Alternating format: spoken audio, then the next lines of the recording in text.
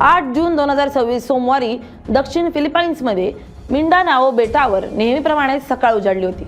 नवीन शैक्षणिक वर्षाचा पहिलाच दिवस असल्यानं मुलांमध्ये उत्साह होता। पालक आपल्या मुलांना शाळेत सोडण्याची तयारी करत होते, तर व्यावसायिक आणि नोकरदार वर्ग आपापल्या कामावर जाण्यासाठी घाई गडबडीत होता।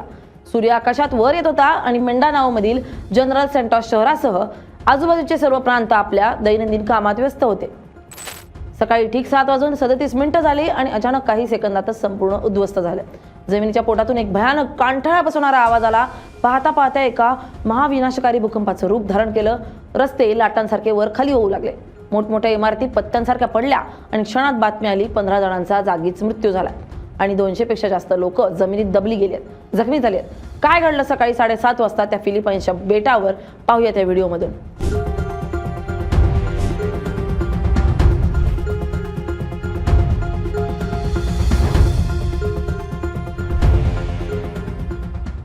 नमस्कार, मी स्नेहा चौधरी, आपण पाहतात LS मराठी। आज सोमवारी सकाळी दक्षिण फिलिपाईन्समध्ये मिंडानाओच्या किनाऱ्यावर 7.8 तीव्रतेचा शक्तिशाली भूकंप झाला। या नैसर्गिक आपत्तीत आतापर्यंत किमान 15 लोकांचा मृत्यू झाला असून 200हून अधिक जण जखमी झालेत।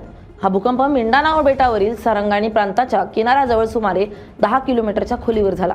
भूकंपाचे धक्के इतके तीव्र होते की त्याचा प्रभाव केवळ फिलिपाईन्स पुरता मर्यादित राहिला नाही। समुद्रापलीकडे असलेल्या शेजारील देश इंडोनेशियाच्या उत्तर सुलावेसी आणि उत्तर मालुकू प्रांतातील रहिवाशांनाही याचे जोरदार धक्के जाणवलेत। तिथेही लोक घाबरून घराबाहेर आले।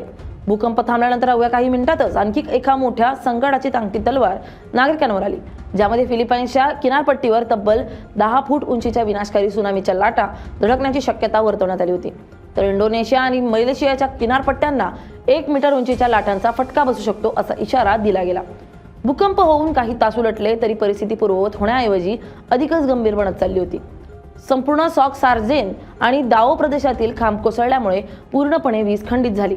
मोबाईल टावर्स कोसळल्याने संपर्क यंत्रणा कोलमडली। यामुळे नागरी संरक्षण कार्यालयाला आणि आपत्कालीन यंत्रणांना नेमके किती नुकसान झाले याची अचूक माहिती मिळवणं कठीण झालं होतं। या संपूर्ण हाहाकारात सरकारी यंत्रणा आणि बचाव पथकं तात्काळ कामाला लागली। जनरल सेंटॉस शहर पोलिसांचे प्रमुख यांनी परिस्थितीचं गांभीर्य सांगताना आंतरराष्ट्रीय माध्यमांना माहिती दिली की शहरातील अनेक मोठ्या इमारतींना आणि व्यापारी संकुलांना खूप मोठा फटका बसलाय, परंतु त्याचा पहिला आणि एकमेव प्राधान्यक्रम ढिगाऱ्याखाली अडकलेल्या लोकांना जिवंत बाहेर काढणं हा असल्यामुळे ते नुकसानीचा किंवा बाधित इमारतींचा अचूक आकडा सांगू शकत नव्हते। ढिगाऱ्याखालून लोकांचं ओरडण्याचे आवाज येत होते आणि स्थानिक नागरिक तसेच बचाव कर्मचारी सिमेंटचे मोठे ठोकळे बाजूला सारण्यास आटोकाट प्रयत्न करत होते।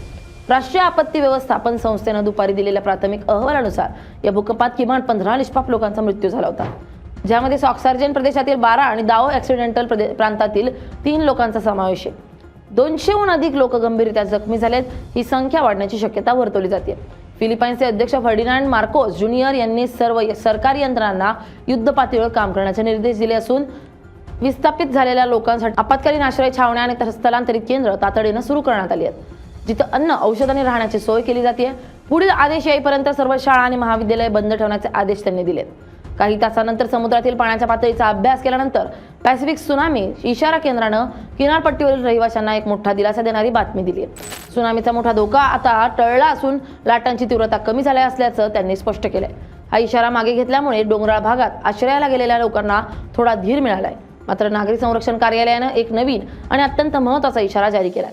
भूकंप जरी थांबला असला तरी त्यानंतर सतत येणारे आफ्टर शॉक्स म्हणजेच भूकंपाचे धक्के पुढील काही दिवस येत राहणार आहेत। 6 रिश्टर स्केलपेक्षा जास्त तीव्रतेचे काही आफ्टर शॉक्स आधीच नोंदवले गेलेत। त्यामुळे वरवर सुरक्षित किंवा थोड्याफार प्रमाणात नुकसान झालेल्या घरांमध्ये आणि इमारतींमध्ये नागरिकांनी सध्या तरी अजिबात प्रवेश करू नये असा कडक इशारा देण्यात आलाय। फिलिपाईन्स हा देश जगातील सर्वात जास्त आपत्तीप्रवण क्षेत्रांपैकी एक मानला जातो। पॅसिफिक महासागराच्या भोवती असलेल्या रिंग ऑफ फायर या संवेदनशील भूकंपीय क्षेत्रावर फिलिपाईन्स वसलेला आहे। पृथ्वीच्या अंतर्गत भागातील टेक्टॉनिक प्लेट्सच्या हालचालींमुळे या भागात सतत भूकंप होत असतात आणि अनेक ज्वालामुखी नेहमी धगधगत असतात। या देशाला दरवर्षी सरासरी 20 पेक्षा जास्त चक्रीवादळांचा सामना करावा लागतो। निसर्गाच्या या दुहेरी आणि तिहेरी मारामुळे फिलिपाईन्सचे नागरिक नेहमी संकटात असतात। या 7.8 तीव्रतेच्या भूकंपामुळे दक्षिण फिलिपाईन्स पूर्णपणे हादरलं असून भौतिक नुकसानीपेक्षा मानवी जीवनावर आणि लहान मुलांच्या मनावर झालेला हा धक्का भरून काढण्यासाठी देशाला मोठा काळ लागणार आहे। सध्या बचाव कार्य अजूनही सुरू असून लष्कर, पोलीस आणि स्थानिक स्वयंसेवक ढिगाऱ्यातून आशेचा किरण शोधण्याचा प्रयत्न करतात। Bureau report LS Marathi.